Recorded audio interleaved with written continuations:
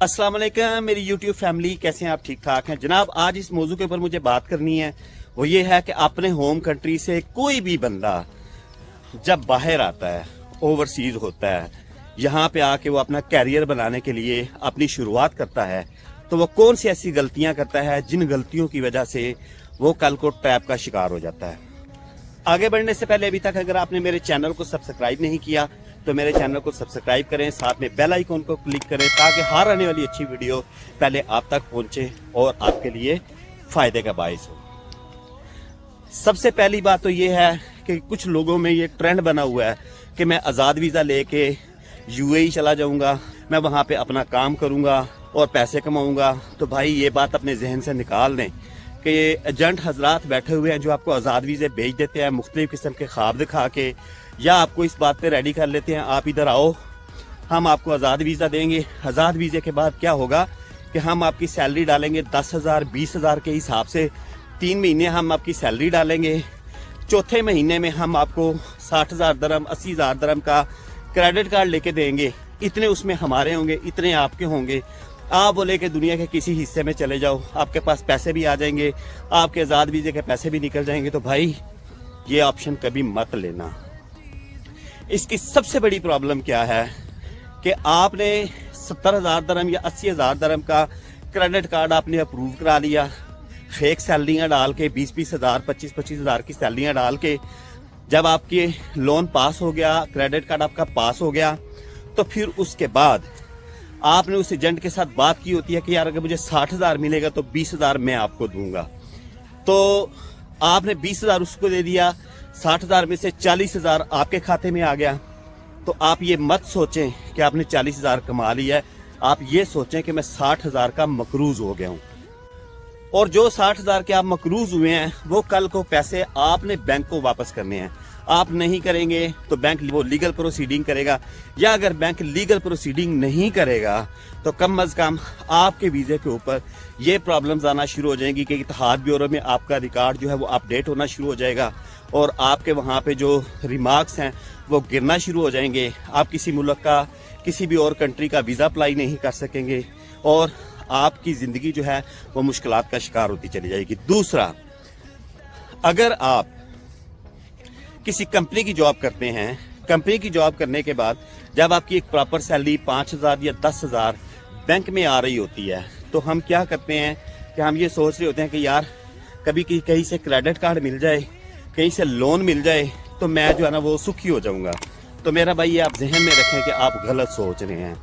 अब उसमें क्या होता है कि जब आपकी सैलरी, एक प्रॉपर सैलरी WPS से बैंक में ट्रांसफर हो रही होती है, तो बैंक उस चीज़ को प्रॉपरली वॉच कर रहा होता है। फिर जो उन्होंने अपना स्टाफ रखा होता है, लेडीज़ रखी होती हैं, वो आपको फ़ोन करती हैं बड़े अच्छे मोड में, सर आपके ये सूटेबल टाइम है आपसे बात करने का, आपको थोड़ा प्रोटोकॉल देते हैं कि आपको इतनी इंपॉर्टेंस देते हैं कि आप ये समझते हैं कि यार मैं बहुत इंपॉर्टेंट आदमी हूँ कि मेरे से भी ये पूछा जा रहा है कि ये सूटेबल टाइम है आपसे बात करने का। तो हम कहते हैं ओके गो हेड, फिर आप बात करना शुरू कर देते हैं। फिर उसके बाद वो लड़की आपको ऑफर देती है कि हम आपको लोन दे सकते हैं, पर्सनल लोन दे सकते हैं, हम आपको क्रेडिट कार्ड दे सकते हैं। तो बंदा उनकी ऑफर को एक्सेप्ट कर लेता है और 20,000 का क्रेडिट कार्ड ले लेता है। ठीक है जी, आपने ऑप्शन को एक्सेप्ट कर लिया, क्रेडिट कार्ड आपने ले लिया, क्रेडिट कार्ड एक्टिव भी हो गया।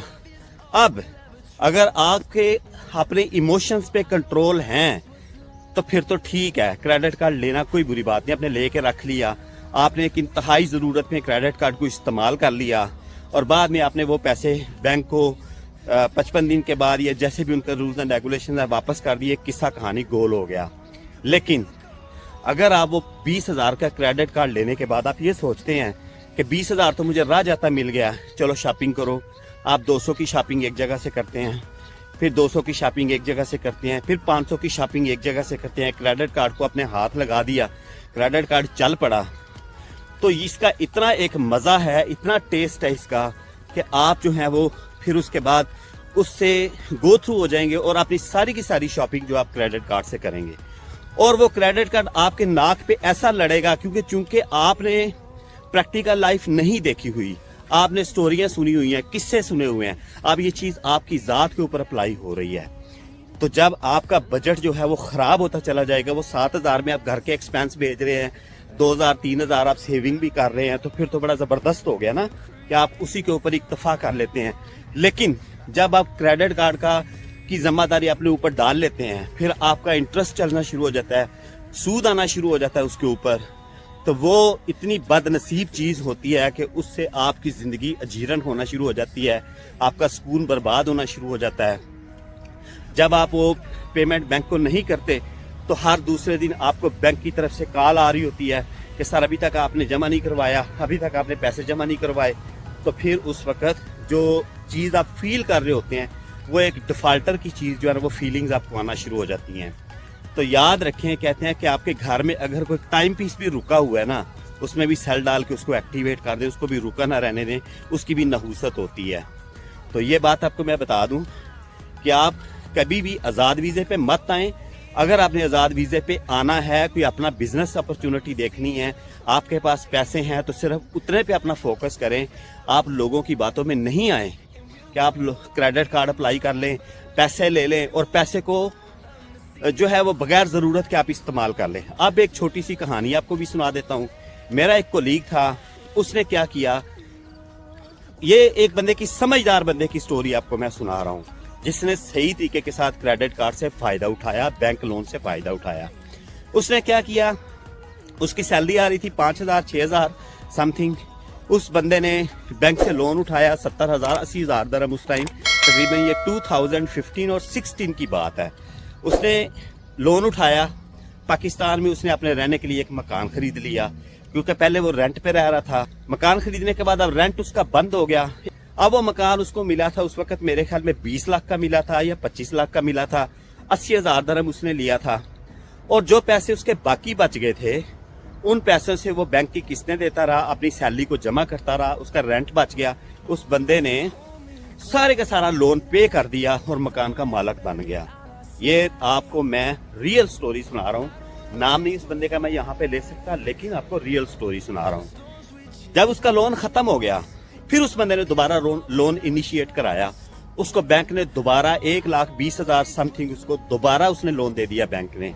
अब उस बंदे ने क्या किया, उसने दूसरा मकान भी खरीद लिया और इस तरीके के साथ वो बंदा जो है, साथ में उसकी जॉब चल रही थी और उसने लोन भी उतार लिया और अपने घर का भी मालिक बन गया।